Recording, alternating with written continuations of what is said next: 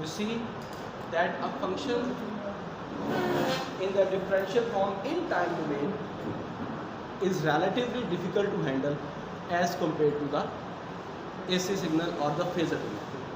ठीक है, हमने ये दिखाया कि अगर एक चीज़ एक साइनोसॉइडल फंक्शन था, उसका टाइम डोमेन में आप डेरिवेटिव देते हैं, okay, so it will be a difficult thing as compare to अगर आप उसका फेजर डोमेन में डेरिवेटिव देते हैं. आपको क्या करना था, सिंपल जे ओमेगा से मल्टीप्लाई कर देना था सेम फंक्शन में जिसको आपको डिफरेंशिएट करना था इन फेजर डोमेन. अब्दुल्ला याद है? ओके. और अगर उसी फंक्शन का इंटीग्रेशन लेना हो, किसी भी फंक्शन का इंटीग्रेशन लेना हो, ओके, टाइम डोमेन में ऑलरेडी आप जानते हैं, लास्ट टाइम आपने 6-7 चैप्टर के अंदर देखा, वैसे भी कैलकुलस का सब्जेक्ट पढ़ते हुए. लेकिन जब आप फेजर डोमेन में उसका इंटीग्रल ले लेते हैं तो जस्ट जो है वो आपको जो ओमेगा या जो आपका आयोटा ओमेगा है उससे आपको सेम फंक्शन को जस्ट डिवाइड करना है. तो यहाँ तक क्लास में बात पहुँचा पाया. ओके, इसी चीज़ को फोस्टर करने के लिए, इसका प्रूफ देने के लिए एक एग्जांपल थी आपके पास, प्रैक्टिस प्रॉब्लम 9.7, और उसने क्लेम जो किया एग्जांपल में कहा कि find out the voltage in a circuit describe by the integral differential equation. एक उसने equation the, let me right it first.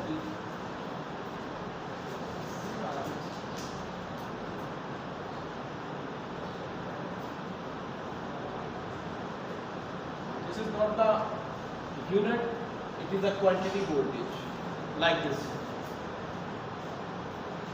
Integration voltage.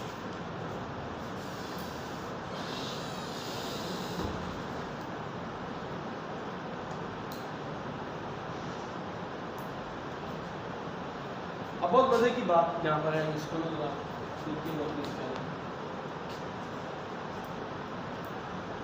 if you have any glimpse of, if you remember chapter 6 or 7, when you encountered with the RLC circuit, आपके पास एक circuit था जिसके अंदर register, inductor और capacitor तीनों चीज़ें connected किसी भी कम्युनिकेशन में. तो आपको अगर उस सर्किट पे KCL, KVL या मैश नोडल करना पड़ता था तो आपके पास एक इक्वेशन आती, रिमेंबर? वो इक्वेशन जो थी उसके अंदर डेरिवेटिव और इंटीग्रल दोनों थे. याद है कुछ थोड़ा बहुत आज से, मतलब तो समर ब्रेक बीच में आ गई ना, 2.5-3 महीने पहले ही कहानी थी. ओके, तो वो कुछ ऐसी इक्वेशन आपके पास रिगार्डलेस ऑफ दिस साइड, ये नहीं होगी यहाँ पर जस्ट 50 लिखा हुआ होगा या 10 जो भी इनपुट. सो आप अगर रिकॉल करें तो ये जो इक्वेशन है, तो क्या आप बता सकते हैं कि इस वक्त करंट इक्वेशन है या वोल्टेज इक्वेशन? वोल्टेज इक्वेशन है. कैसे पता चलता है? क्योंकि वोल्टेज नजर आ रहा है. अच्छा जी, या फिर ये डेरिवेटिव वोल्टेज है और ये इंटीग्रेशन ऑफ. हाँ, तो मैं तुम नफी में सर जा रहा था हॉरिजॉन्टली. सॉरी, करंट की इक्वेशन है. क्यों?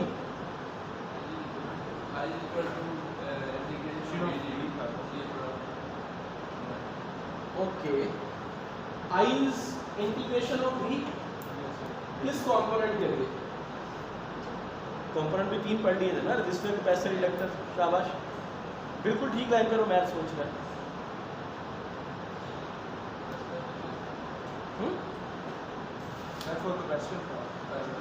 कैपेसिटर था. क्या थी इक्वेशन? अगर आप कैपेसिटर की इक्वेशन लिखें, करंट और वोल्टेज का इक्वेशन, आई इक्वल टू, हाँ good, 1/C. 1/C? Yes sir. Integration of voltage VD. और इंडक्टर के लिए करंट और वोल्टेज का रिलेशन वो सर मल्टीप्लाई, सॉरी, वो सर वोल्टेज कोई करंट या वो इंटीग्रेट होता था जब हम इंडक्टर पे देखते थे. ये कैपेसिटर में फ्लो करता हुआ करंट है, उसकी इक्वेशन है, राइट? Everyone agree? ठीक है, अच्छा जी. और वोल्टेज की क्या इक्वेशन बन जाती है अगर हमें? V to c i d i over D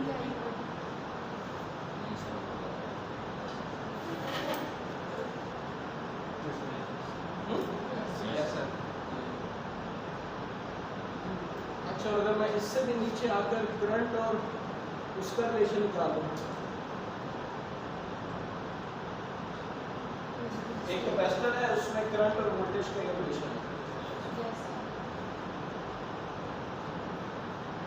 ये ज़्यादा फंडामेंटल इक्वेशन है ना, इस इक्वेशन से फिर आपने ये वाली इक्वेशन ड्राइव कर दी। ओके अब्दुल्ला, कुछ पता चल रहा है कहाँ ना सकते? हम देखना चाह रहे हैं कि इस इक्वेशन का जो सर्किट पॉसिबल है वो कौन सा होगा। हमने फॉर एग्जाम्पल अभी फॉर द टाइम भी अपनी एग्जाम्पल को साइड पे रख दिया और हम इससे पिछले स्टेप पर फिलहाल जाना चाह रहे हैं। एनालिसिस का सब्जेक्ट है ना, तो इस इक्वेशन से हम ये जज करने की कोशिश कर रहे हैं कि इसके पीछे सर्किट या इक्वेशन कौन सी है, फिर सर्किट कैसे हो सकता है, माइट बी। ओके, तो सबसे पहला जो हमारा इशू बना हुआ है वो ये है कि जो करंट और वोल्टेज की इक्वेशंस थी इंडक्टर, कैपेसिटर और रेजिस्टर की, वो क्या थी? तो रेजिस्टर की करंट वोल्टेज की इक्वेशन क्या है?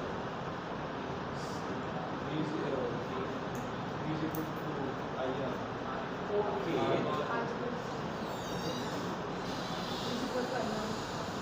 आइए क्या I is equal to, okay हाँ जी, कैपेसिटर की क्या इक्वेशन थी? आपने कहा कि I is equal to 1/c, ये वाली सारी और पूरी की पूरी क्लास कह रही है कि ऐसे ही। तो अब रह गया इंडक्टर। इंडक्टर की क्या थी equation, current voltage equation? V is equal to D integration of integration of I okay, और वो रही कैपेसिटर, ठीक है, श्योर।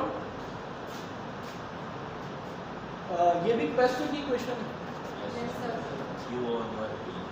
अगर मैं इस टर्म का डेरिवेटिव ले लूं विद रिस्पेक्ट टू टाइम, बस चार्ज का derivative with respect to time, rate of change of charge start,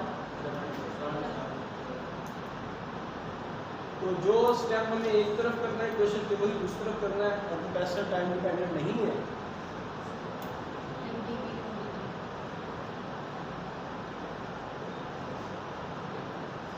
मुश्किल की बात नहीं समझ आ रही? नहीं समझ आ रही। क्या समझ आ रही? आप बता रहे हैं जो चार्ज है उसको टाइम के हिसाब से डेरिवेट किया तो करंट हो गया, सी जो है कैपेसिटर को टाइम डिपेंडेंट नहीं है, तो वो कांस्टेंट डिफरेंशियल से बाहर आ गया, तो वोल्टेज का डेरिवेटिव हो गया, ठीक है। Coil equal to c v bar dt। ये एक्सप्रेशन है किसी भी कैपेसिटर में फ्लो करते हुए करंट और उसके अक्रॉस वोल्टेज का। एग्री? हर बात पे एग्री करना जरूरी नहीं। अगर ये एक्सप्रेशन जिसको आप कह रहे हैं कि ठीक है, तो फिर ये एक्सप्रेशन जो है क्या वो भी ठीक है? आप कह रहे थे ना कि ये एक्सप्रेशन ठीक है, फिर आपने कहा ये भी एक्सप्रेशन ठीक है, तो क्या ये खुला खिलाफ नहीं है? ये क्यों ठीक है? अगर ये एक्सप्रेशन ठीक है तो फिर ये ठीक है।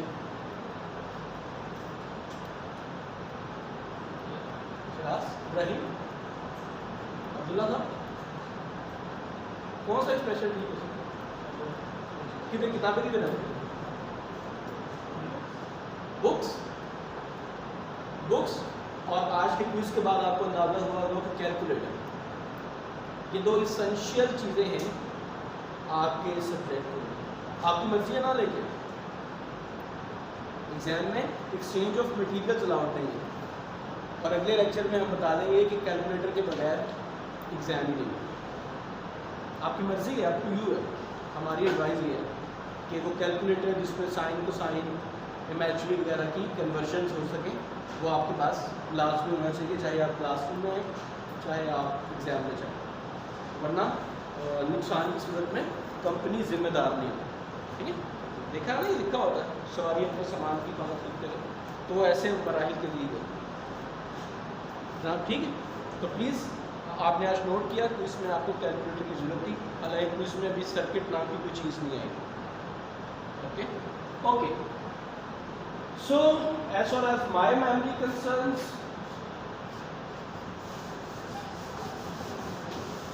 it is the expression of current and voltage for a capacitor, और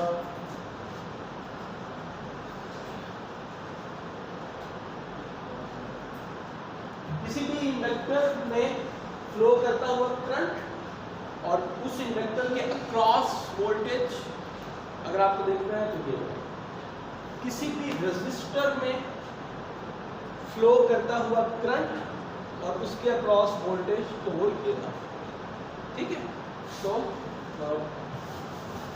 जस्ट इस वजह से कि चूँकि आपको टाइम काफ़ी गुजर गया, 2-3 सदियाँ हो चुकी हैं इसी वन पढ़े हुए, तो ये फार्मूलाज इतने अरसे तो याद नहीं रह सकते, इसीलिए हमने इनको दोबारा से, ठीक है, अगर कोई इसी साल के अंदर पढ़ा होता तो फिर तो याद रहते ना, लेकिन टाइम चूँकि काफ़ी हो चुका है, सदियों पुराना किस्सा है, तो इट्स ओके।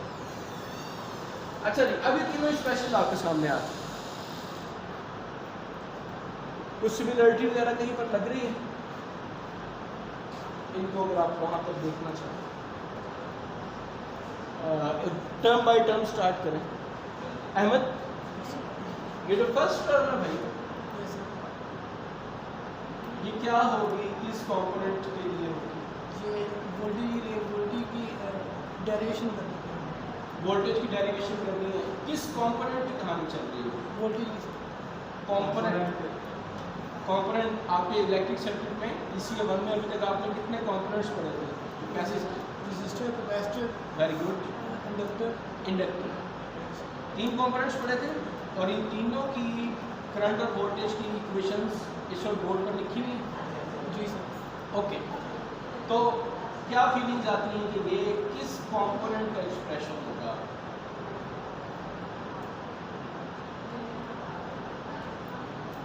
सर ये करंट का,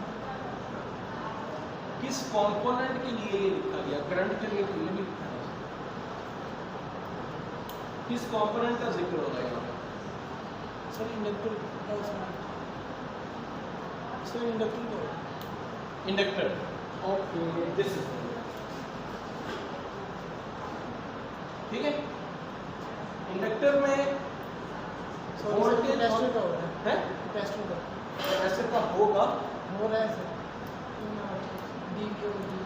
ओके, इस डिफरेंशियल चेंज से आपको गैस हुआ कि ये जो टर्म लिखी गई है IC के लिए, current flowing in a capacitor whose capacitance is 2 farad। क्यों भी अब्दुल्ला, तो ये उसके लिए ये प्लस, हाँ भाई अब्दुल्ला, ये किस कंपोनेंट का जिक्र हो सकता है?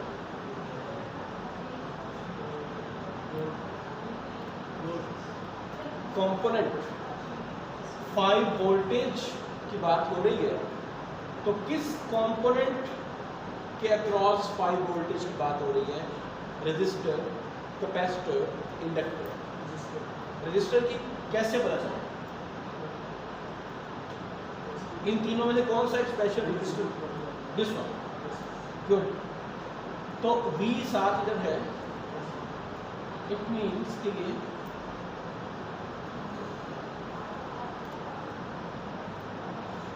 एक ऐसे रेजिस्टर की बात हो रही है जिसकी रेजिस्टेंस कितनी है? अब्दुल्ला क्या है जी, आप बताओ। 5। इस एक्सप्रेशन से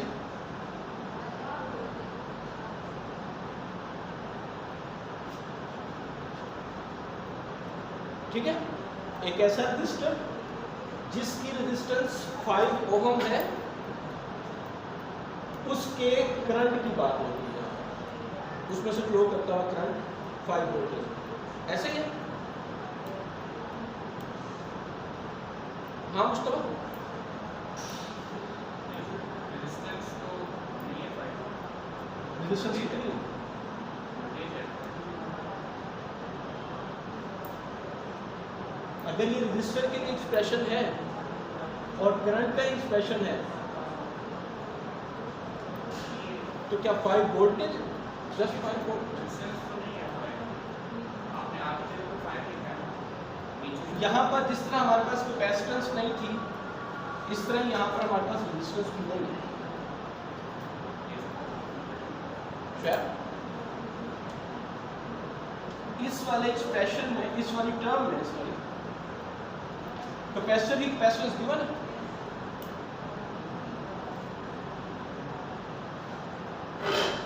नहीं पता, तो जब ये बात हो रही थी उससे कैसे पता चला? इस एक्सप्रेशन को जब आपने कंपेयर किया इस एक्सप्रेशन से, तो सी की जगह पर आपको टू नजर आ गया, तो इसलिए आपने कहा कि ये टर्म जो है वो एक ऐसे कैपेसिटर के लिए लिखी गई है जिसका जिसकी कैपेसिटेंस 2 फैराड है।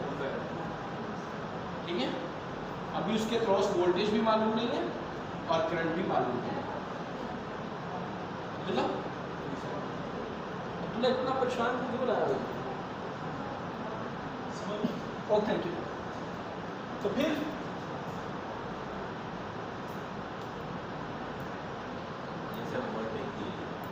ये वोल्टेज गिवन है, ठीक है, it is not the unit. मैंने पहले भी इसीलिए बात की थी कि मुझे फीलिंग्स आ रही थी कि आप ये समझेंगे कि ये वोल्टेज का यूनिट दिया गया।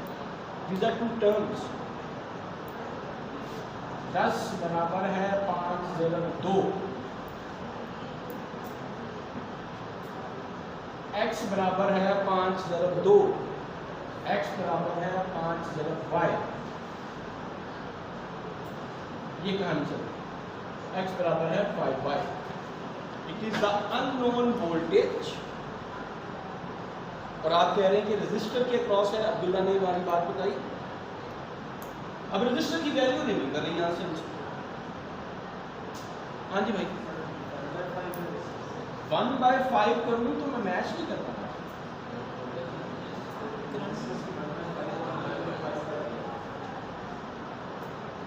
One divided by 2, 1 divided by 2, 0.5, 1 divided by 2, 1 divided by 2। यार कैलकुलेटर हाथों में है तुम्हारे, इसका बता दो भाई। इतना परेशान क्यों बैठे, क्या हो गया? 5 इसका जो एक्सप्रेशन है वो ये है।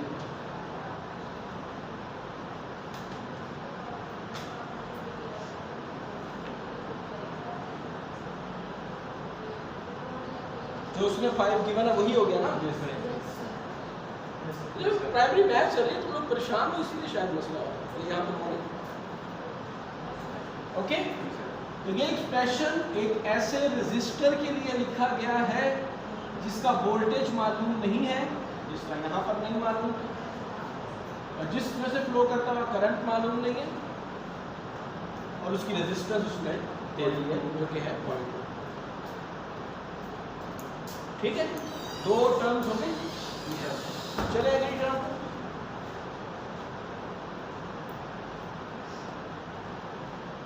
तुम्हें इस पर यकीन नहीं है? सॉरी,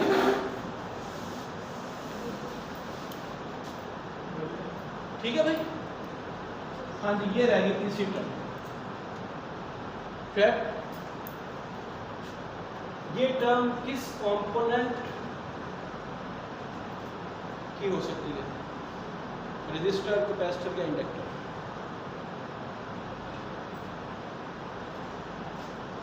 ये टर्म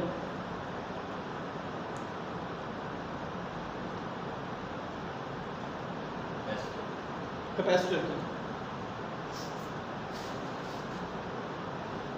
कैपेसिटर के लिए इसमें हमारे पास वोल्टेज इंटीग्रेशन में आ रहा है, तो वोल्टेज की इंटीग्रेशन यहाँ पे होनी चाहिए, ऐसे ही मैं दोनों साइड्स पर अगर इंटीग्रेशन कर लूँ,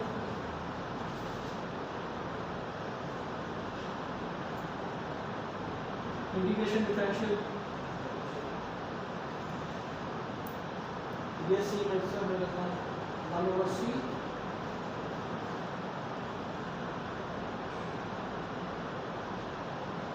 वोल्टेज की इंटीग्रेशन है तो मुझे दोबारा से इंटीग्रेशन करनी होगी,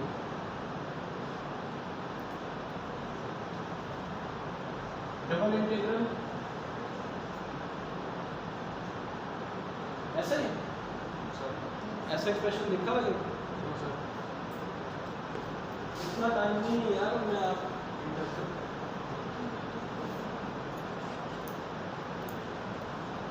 दोनों साइड्स पे इंटीग्रेशन करेंगे तो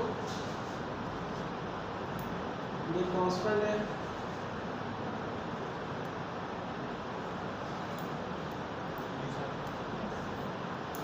ठीक है। जी सर। हम कहते रहते हैं ना कि टोपी में से कबूतर निकल आएगा, तो वैसे ही होता है आम की चाल।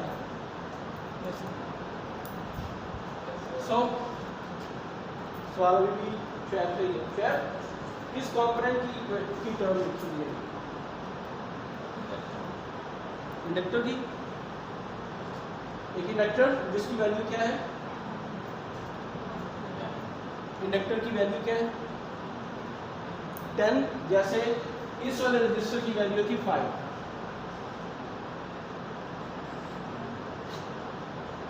just suppose to match this with this, 1/L is equal to 10 है ना, यही है ना जहाँ L is equal to 1/10।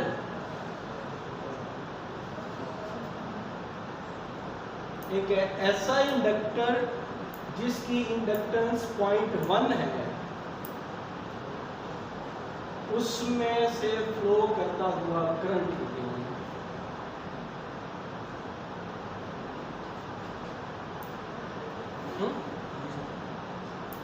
नहीं जी सर। ओके,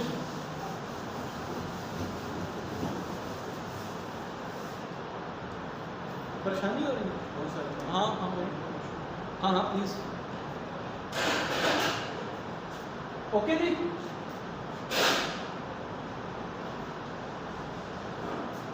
ओरिजिनल इक्वेशंस पे आता है।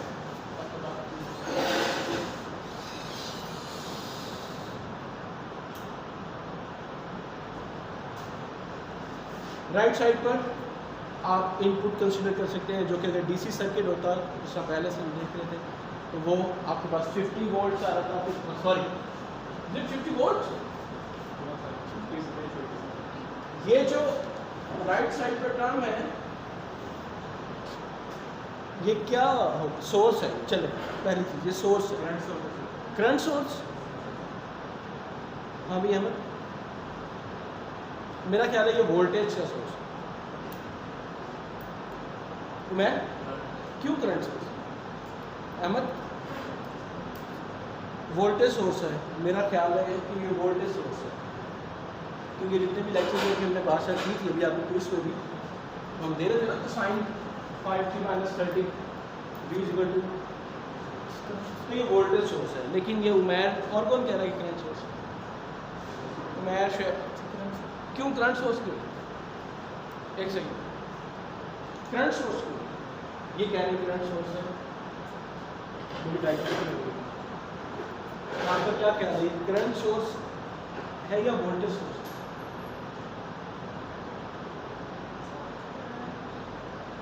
करंट क्यों? मेजॉरिटी कह रही है जमहूरियत है, इसलिए। हाँ जी, करंट सोर्स क्यों? शाबाश।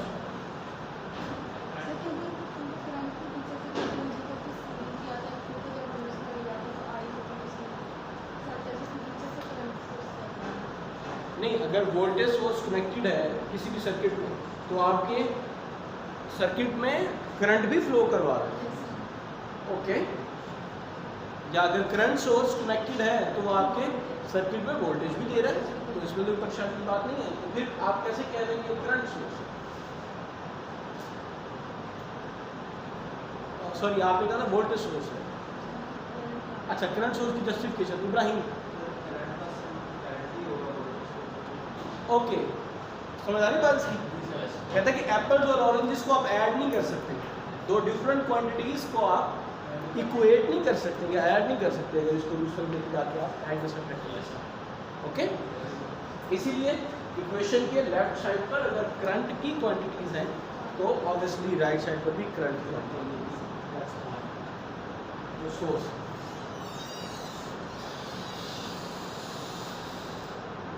तो अगर इस इक्वेशन से मुझे सर्किट बनाना पड़ जाए,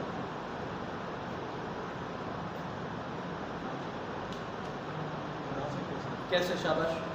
सर हम एक हाई करंट सोर्स की एक सप्लाई देंगे, एक आई करंट सोर्स की सप्लाई दे दी, वेरी गुड सर, और एक 2 कैपेसिटर्स का हम कैपेसिटर लगाएंगे, 2 2 फैराड फैराड का कैपेसिटर इसके साथ सीरीज में पैरेलल में या जस्ट कनेक्टेड? सर सीरीज में। Okay, capacitor good. सर उसके बाद हम 5.2 रेजिस्टर का हम सर 0.2 रेजिस्टेंस का हम रेजिस्टर लगाएंगे। ओके, कैसे कॉम्बिनेशन कैसे? सर वो सर पैरेलल वो इंडक्टर और रेजिस्टर वो पैरेलल में होंगे। इंडक्टर और रेजिस्टर आपस में पैरेलल में होंगे। ओके, सो रेजिस्टर और इंडक्टर पैरेलल में होंगे, जो भी वैल्यूज थी 0.2 और ये क्या थी 0.1, ठीक है। ओके जी, अब इस इक्वेशन पर सॉरी इस सर्किट पर या इस सर्किट से सॉरी ये इक्वेशन कैसे निकलेगा?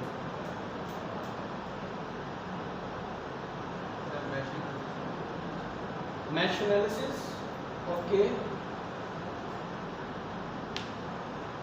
ओके ठीक है, टाइम भी बहुत ज़्यादा हो चुका है। Good, thank you very much.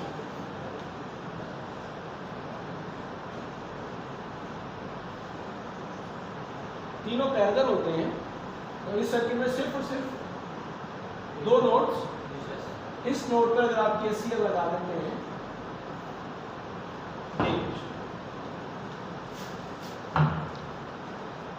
ठीक है। इससे पहले आपको यही होता था ना कि एक सर्किट गिवन होता था और उसकी वैल्यूज गिवन होती थी,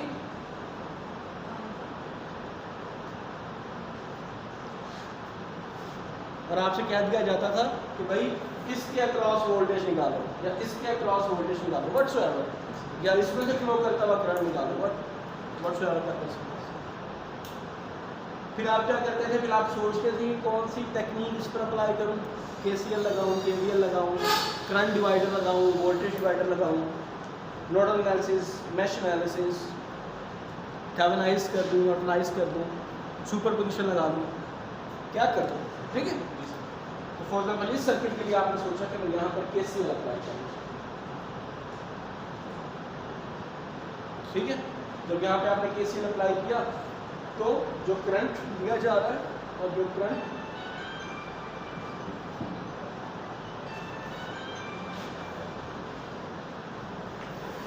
ठीक है नी, वो करंट इक्वेशन आई तो आपने उसके बाद उस इक्वेशन को ट्रांसफॉर्म कर दिया वोल्टेजेस की फॉर्म में, ठीक है, आपकी अपनी आसानी के लिए जो भी मेथड की रिक्वायरमेंट थी।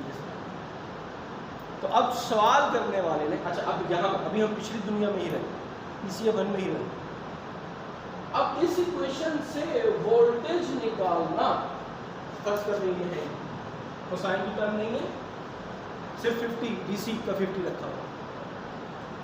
6-7 चैप्टर में ये सारी इक्वेशन आ गई क्या नहीं, 7 चैप्टर में ये नहीं किया, steady state response, transient response है, तुम्हें याद हो कि ना याद हो।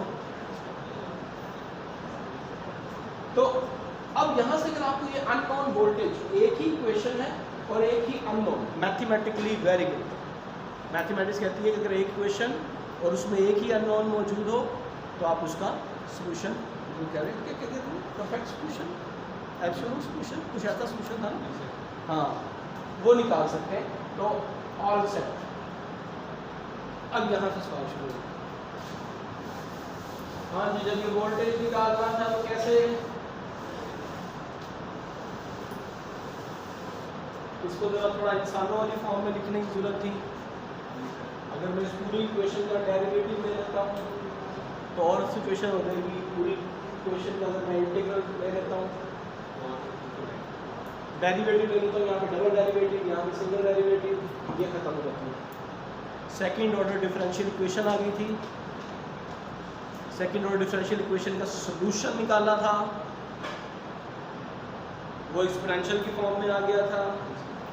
फिर उसका लॉगरिथम लिया था, नहीं ये ऐसे ही है, मेहरबानी, thanks for the correction, thanks for the support, okay. और उसके बाद फिर इस वोल्टेज की वैल्यू निकली थी जो कि अभी सवाल में। कनेक्ट हो गए हम ECA 1 से कि नहीं। और अब हम ECA 2 में फेजर्स का जादू देखने के लिए, जो हमने क्लेम किया था कि यहाँ पर एनालिसिस आसान हो जाएंगे, उसके लिए आपको तैयार करने की कोशिश कर रहे हैं पिछले आधे घंटे से। Okay, are you ready? Okay, तो फिर इसको सॉल्व कर दो 1 सेकंड के अंदर, 1 मिनट में भी। मुस्तफा क्या करें, अब हम आ गए हैं फ्रीक्वेंसी डोमेन में। शाबाश शाबाश, बोले अच्छा लिख दिया।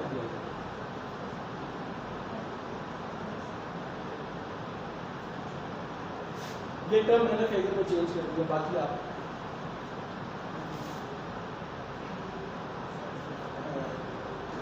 सर उसको JW से डेरिवेटिव की मल्टीप्लाई करेंगे, उसके बाद अहमद क्या करें, ये टाइम डोमेन की इक्वेशन है ना, तो फिर फेजर डोमेन बोलो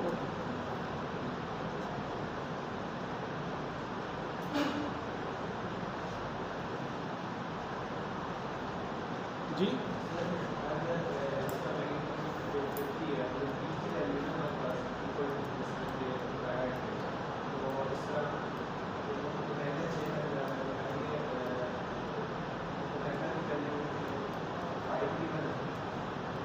ओमेगा की वैल्यू कहाँ से, अब्दुल्ला ये क्या बातें कर रहे हैं, क्या कह रहा है,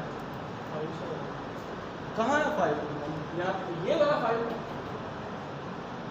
वो जो डिस्टेंस की टर्म में 1/0.2 था, इस 5 की बात कर रहे हैं, हाँ किस 5 की बात कर रहे हैं, ओके ये हाई 5 की बात है। ओके चलो अभी 1 मिनट की लाइट आ गई। कौन सी E की 5, कौन से 5 की बात कर रहे हो भाई, नहीं 5 है क्या, टेक्निकली किस चीज़ की बात है, ओमेगा आर्गुमेंट में ये जो टर्म है इट्स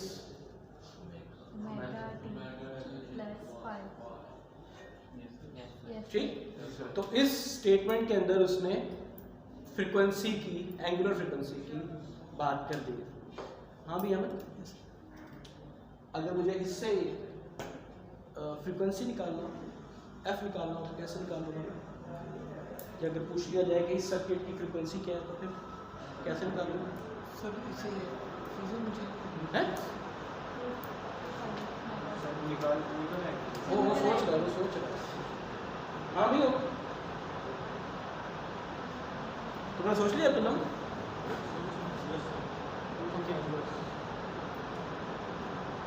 शुएब इस सर्किट की जो यहाँ पे ड्रॉ था या इस प्रॉब्लम में फ्रीक्वेंसी क्या थी, इस सर्किट को जो सिग्नल दिया गया है वो किस फ्रीक्वेंसी पर ऑपरेट कर रहा है, ये मालूम कर सकते हैं हम क्या just with this equation.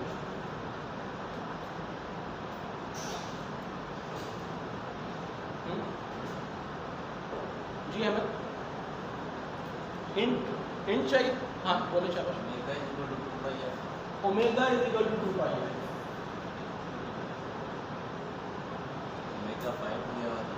Ahmad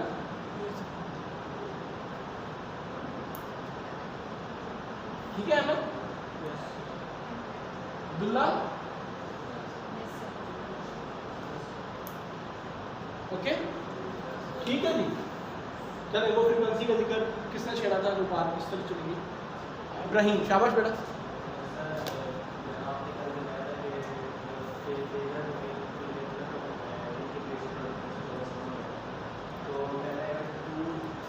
क्या कह रही है बात आ रही है?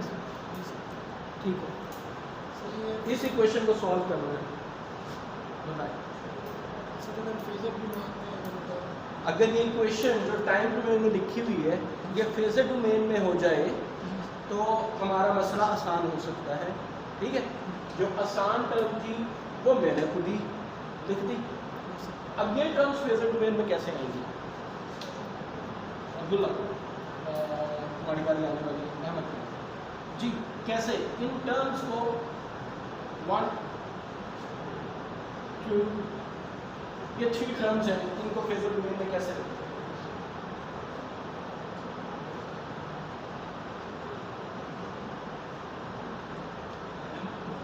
तुम्हारी बारी आ रही है ना, तो इसीलिए लिख। हाँ जी अहमद,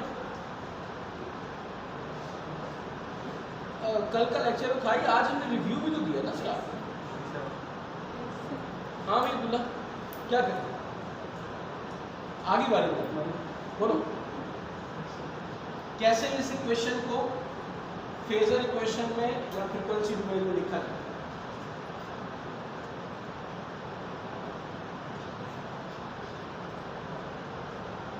अगर कोई भी टर्म थी जिसका डेरिवेटिव टाइम डोमेन में लिया गया था, उसको अगर फ्रीक्वेंसी डोमेन में लिखना हो तो कैसे लिखते हैं?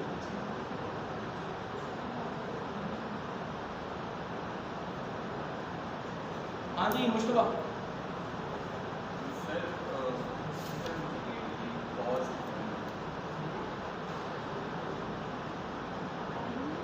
इसको अब इधर मसला है, इसे लिखो आप। ये टाइम डोमेन में एक फंक्शन लिखा हुआ है, अगर आप सर्किट्स की फॉर्म में बात करें तो वोल्टेज लिखा हुआ है, और हमने इसका फ्रीक्वेंसी डोमेन में एक स्पेशल लिखा है। लास्ट लेक्चर में परसों के दिन लिखा हुआ है।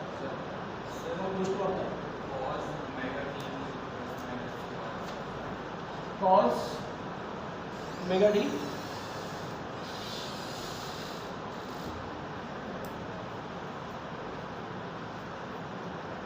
आगे बोलो। लास्ट लेक्चर की बात की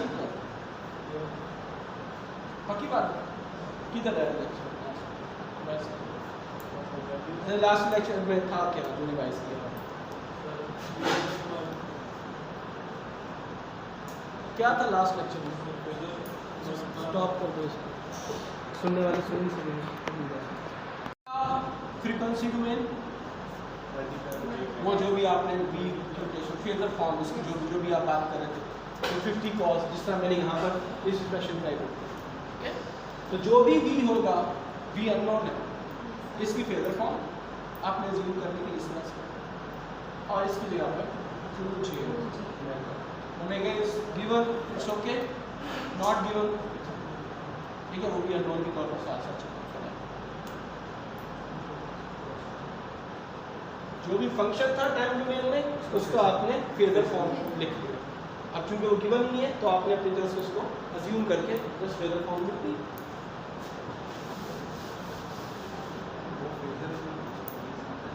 प्लस इस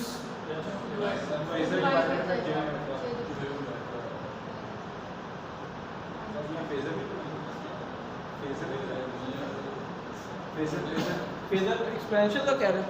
सर ये 10 वाले ये इंडक्टर के लिए इसकी इंडिकेशन फेजर यहाँ पे ओके सॉरी ठीक है जी। अब ये वो V है जिसकी वो बात कर रहा था कि आपने फाइंड आउट कर दिया। आपने अपनी आसानी के लिए इसको फेजर वोल्टेज में कन्वर्ट किया, उसको जो है वो टाइम डोमेन का ही आंसर चाहिए। आप लोगों ने आज के क्विज में पता नहीं क्या किया होगा, सॉल्यूशन आप लोगों के पास आ चुका है, ठीक है। अभी बाद में जाएंगे। आपने अपनी आसानी के लिए दो फंक्शंस को ऐड करने के लिए उसको कार्टेशियन कोऑर्डिनेट में कन्वर्ट कर लिया होगा आई बिलीव, लेकिन उसको रिक्वायर्ड जिस फंक्शन में था साइनोसॉइड में आपने उसको ट्रांसफॉर्म करके ही जवाब दिया होगा, ठीक है। बट ये बात इस पर हमने एम्फसाइज किया हुआ है कि जो इनपुट है उसी फॉर्म में आपको आउटपुट देनी है। तो अभी आपने एक ट्रांसफॉर्मेशन की है, जब आप वोल्टेज निकाल लेंगे तो वापस अब ये सिंपल एक लीनियर इक्वेशन आती है, ठीक है। अगर ओमेगा की वैल्यू गिवन है तो आप इसको और सिंपलीफाई करें। 10J phasor 5-5J phasor -2J phasor, ठीक है।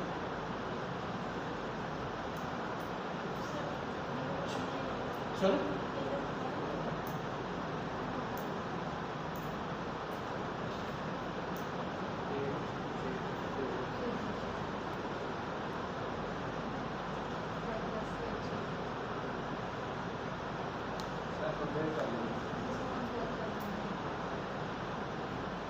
ठीक है जी। तो आपके पास जो वोल्टेज आएगा वो फेजर फॉर्म में आएगा, उसको आपने वापस ट्रांसफॉर्म करना है टाइम डोमेन में, यहाँ से यहाँ पर,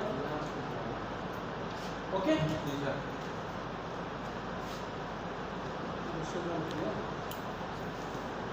ओके सो हमने जो एक प्लेन पहले दिन किया था कि एसी सिग्नल्स या ECM2 से घबराने की ज़रूरत नहीं है, परेशान नहीं है कि अब साइनोसॉइड्स आ गए हैं तो ये ज़्यादा डिफ़िकल्ट हो जाएगा। हम अभी तक उसी पॉइंट पर हैं कि नहीं, ये आपकी ज़िंदगी को, आपके एनालिसिस को और ज़्यादा सिंप्लीफाई कर देगा। और आज हमने उसका डेमो एक छोटा सा सर्किट था, ठीक है। हमने DC सेम सर्किट था, उसका DC जुबानी हमने करके दिखाया, ठीक है। और अगर आप उसी को AC सिग्नल के साथ सॉल्व करते हैं तो फिर हमने इसको, ओके ओके जी। हम अपने टॉपिक की तरफ जो कि हम लास्ट लेक्चर को स्टार्ट करना चाह रहे थे वापस आते हैं। मैंने आपसे रिक्वेस्ट की है कि आप लोगों अगर नहीं है और आप नहीं कर पा रहे हैं, पहले का प्रॉब्लम नहीं है, फिर कोई इशू नहीं है। जब तक आप साथ नहीं चलते हम उसको स्लोली स्टोरी देके चलते हैं, ओके। लेकिन काइंडली आप लोगों को थोड़ी एफर्ट करके साथ आने की जरूरत है, ओके, अगर आप समझते हैं। सो अगली स्टेज फेजर्स की, यहाँ तक सिर्फ जो फेजर वाला टॉपिक था ना, सिर्फ वही चल रहा है। तो फेजर्स की सारी अंदर की ऊँची ट्रांसफॉर्मेशन कैसे करनी है, उसको एड सब्ट्रैक्ट कैसे करना है, सर्किट में कैसे उसको सॉल्व इस्तेमाल कर सकते हैं। अभी सिर्फ हमने डेरिवेटिव इंटीग्रेशन उसका एंजॉय करना है, ठीक है। अगले स्टेप पर हम आते हैं कि जो हमारे कंपोनेंट्स हैं, कैपेसिटर, इंडक्टर और रेजिस्टर, ओके, इनके एक्सप्रेशन से जो भी हमने यहाँ पर लिखे, ये टाइम डोमेन के हैं। तो बार बार V of t, I of t लिखने से मैं इसको बना, रजिस्टर के लिए कहानी हो गई।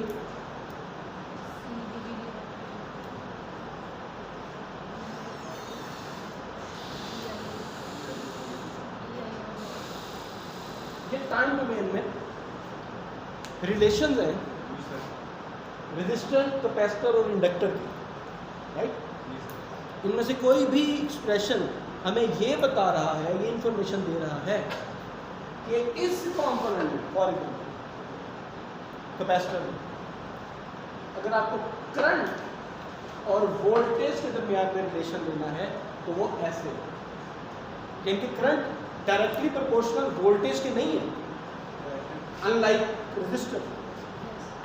Current directly proportional rate of change of voltage with respect to time, okay. इस तरह की बात, ये सारी बातें कहानियाँ आपने जो है वो इसी वन में सुनेंगे, अब हमारा टास्क जो है वो ये कि अगर हम फ्रीक्वेंसी डोमेन में इन लोगों की बातें करें तो वो हम कैसे करें, ठीक है। सो लेट्स सपोज कि हमारे पास एक साइनोसॉइड टाइम डोमेन में एक्सप्रेशन बन गया।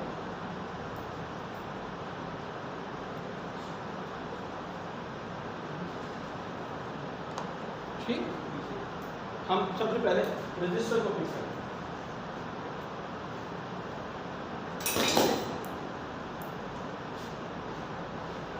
यही वाला करंट आपके रजिस्टर में फ्लो कर दिया तो इस रजिस्टर के अक्रॉस वोल्टेज क्या होगा, वो वोल्टेज होगा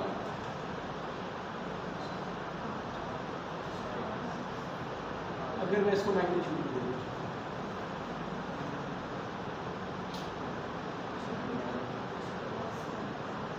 ठीक है।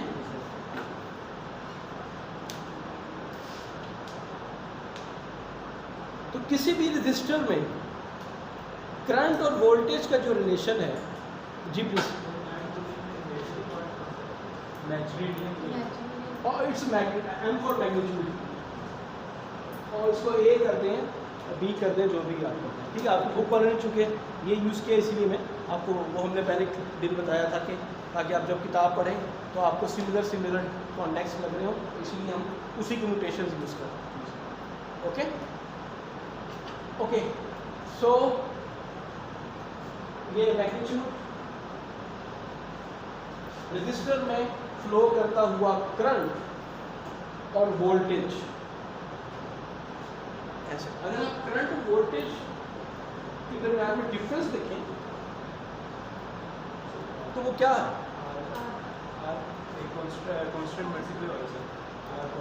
मैग्नीट्यूड है, ठीक है।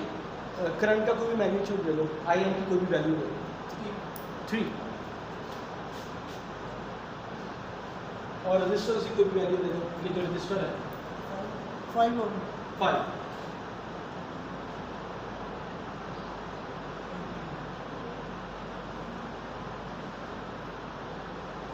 क्यों भाई, यानी कि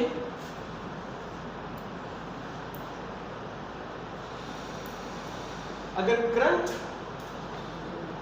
जिसका मैग्नीट्यूड 3 है,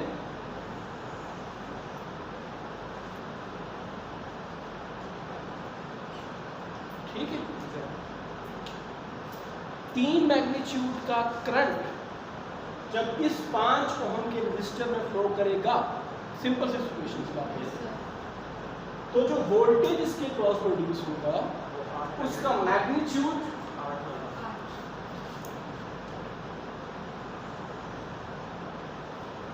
वोल्टेज और करंट 90 फेज डिफरेंस वेरी होते हैं। वेरी गुड, हमारा अगला पॉइंट ये, और कितना, अब जनरल हम लोगों ने यही पढ़ा था कि वेरी गुड, ठीक है, ठीक है, हम इस पॉइंट पे आते हैं, लेकिन कैसे, मैथ्स तो ये नहीं कह रहा।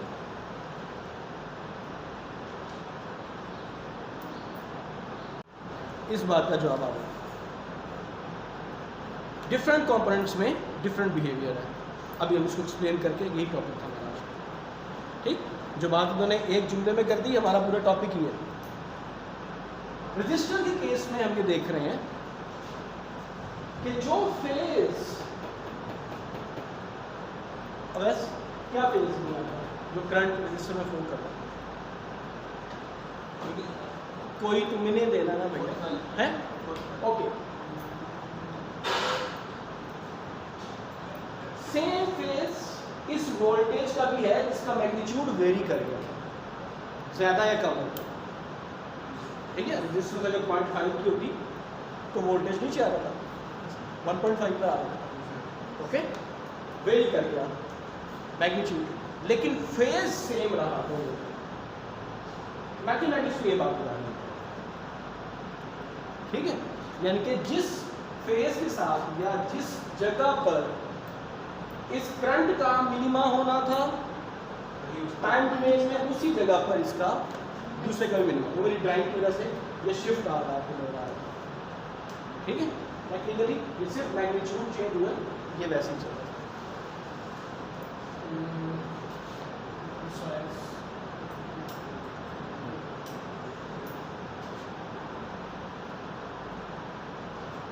जो पॉइंट यहाँ पर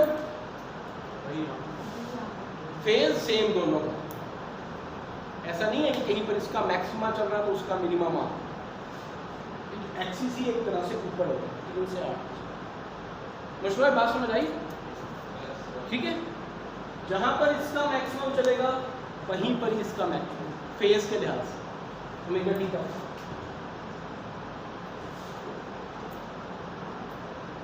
ओके, तो ये तो कहानी थी रेजिस्टर की। अगर मैं इस रेजिस्टर को निकालना नहीं चाहता, सेम करंट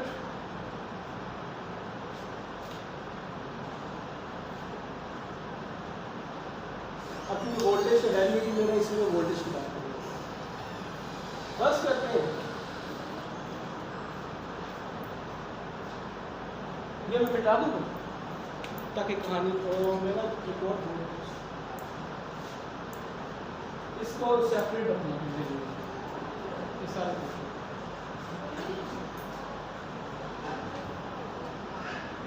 यहाँ मैं कैपेसिटर निकाल,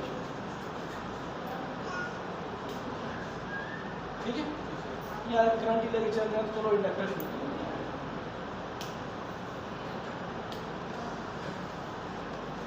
इंडक्टर रेजिस्टर की बात पहले हो गई, इंडक्टर की बात वही सेम करंट अब इस इंडक्टर में फ्लो करने लगा, और अब आपका टास्क है इसके अक्रॉस वोल्टेज कंपोनेंट चेंज हो गया। पहले था रजिस्टर और अब आ गया इंडक्टर। ये कह रहा है कि जनाब अगर आपको ये चाहिए तो सिंपल वैल्यूज एंटर करने से काम नहीं चलेगा। इंडक्टर की वैल्यू सर 2 हेनरी का इंडक्टर है। अब आपको इसका डेरिवेटिव है, इसका डेरिवेटिव सर j ओमेगा से मल्टीप्लाई कर तीन तो वैसे लिखेंगे सर। नहीं, अभी टाइम डोमेन की बात, टाइम डोमेन नहीं हुई। तो साइन का डेरिवेटिव अब्दुल्ला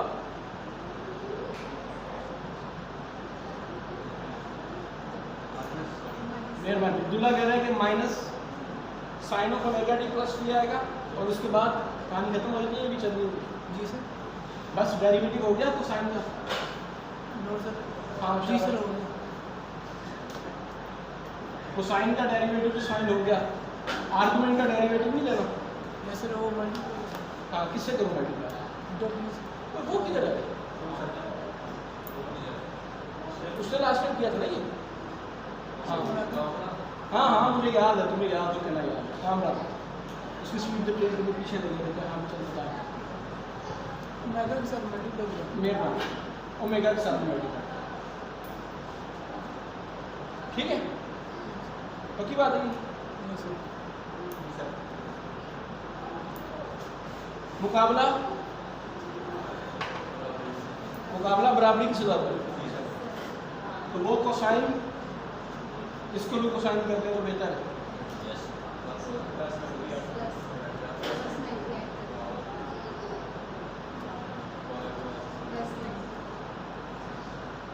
नेगेटिव साइन के फंक्शन को अगर कोसाइन में कन्वर्ट करना है तो प्लस देना, ठीक है जी। अब हम चलते हैं, ये करंट इस इंडक्टर में फ्लो कर रहा है, तो जो उसके अक्रॉस वोल्टेज प्रोड्यूस हुआ वो गया। अब वो वाली बात जो आप कर रहे हैं, करंट का जो फेज था वो है 45 डिग्री, जबकि वोल्टेज जो है उसका फेज है 90 प्लस 45 है।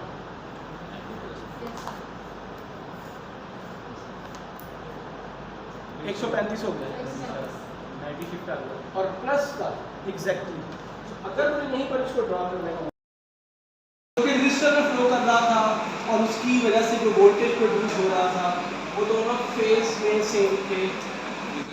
यहाँ पर आकर आप देख सकते हैं मैथमेटिक्स वही सेम करंट जब इंडक्टर में फ्लो ना सिर्फ उसका मैग्नीट्यूड में चेंज आ रहा है उसके फेज बल्कि उसका फेज में भी चेंज आ रहा है। कितना चेंज आ रहा है? 90 डिग्री। अगर पहले 45 था तो 135 हो गया, पहले 0 था तो अब 90। ठीक है, यानी कि अब इसको स्टार्ट करने के लिए 90 डिग्री पे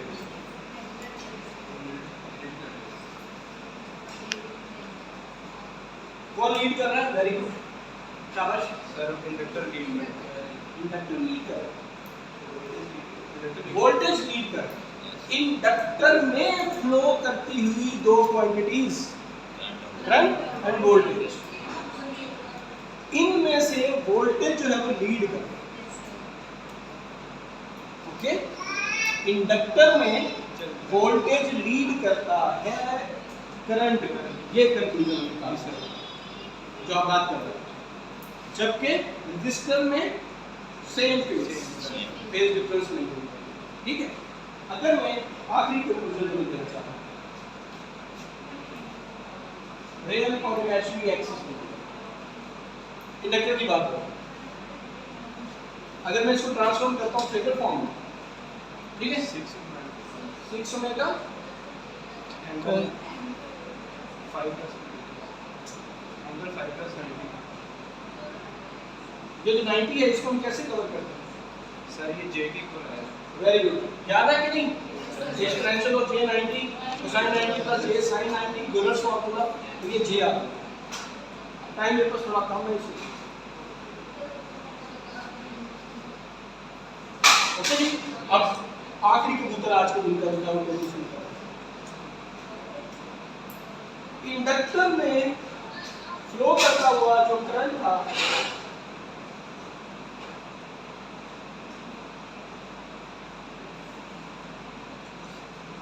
वो एक रेयर क्वांटिटी था फेजर में, जबकि जो वोल्टेज आया है आउट ऑफ फेज को एक दूसरे तरीके से हम देख रहे हैं, हम नई बात नहीं कर रहे। वही बात जो अभी हमने साइनोसॉइडल में कंक्लूजन निकाला है, उसी को हम एक और एंगल से देखें।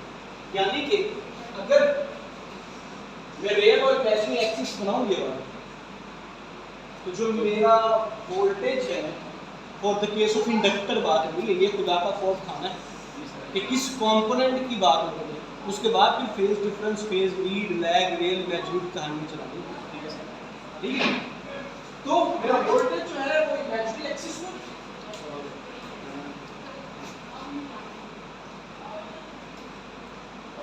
और जो करंट है और रियल एक्सिस पर।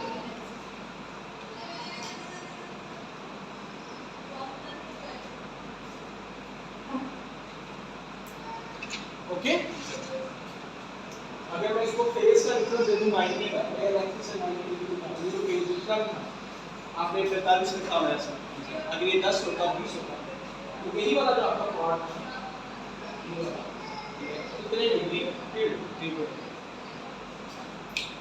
ठीक है, एक करके घबराने परेशान होने वाली बात है, जस्ट वैसे फेज के लिहाज से इसके मैग्नीट्यूड द थिंग इज किसी भी इंडक्टर में वोल्टेज और करंट आउट ऑफ फेज है।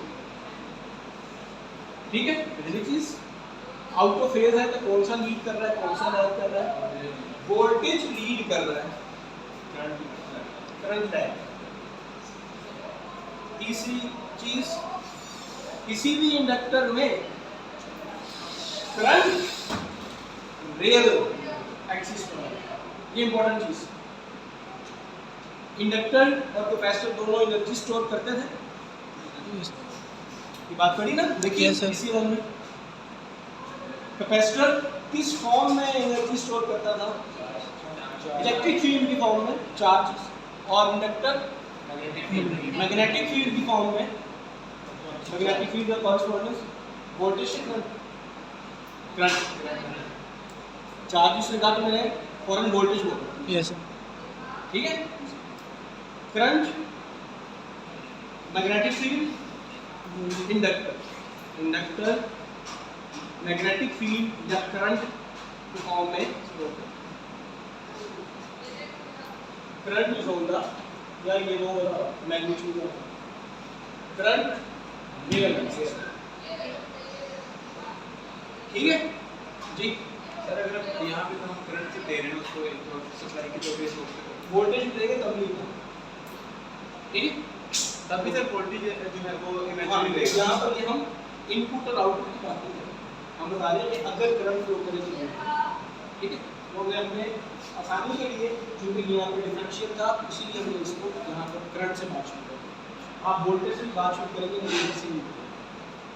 ओके, जो सीखने वाली समझने वाली बात है वो ये कि आउट ऑफ फेज, ओके, और वोल्टेज लीड कर रहा है और करंट जो है वो रियल, वोल्टेज इमेजिनरी होगी, ठीक। ये वाली बात है, तीन नतीजे जो थे कंक्लूजन के तौर पर।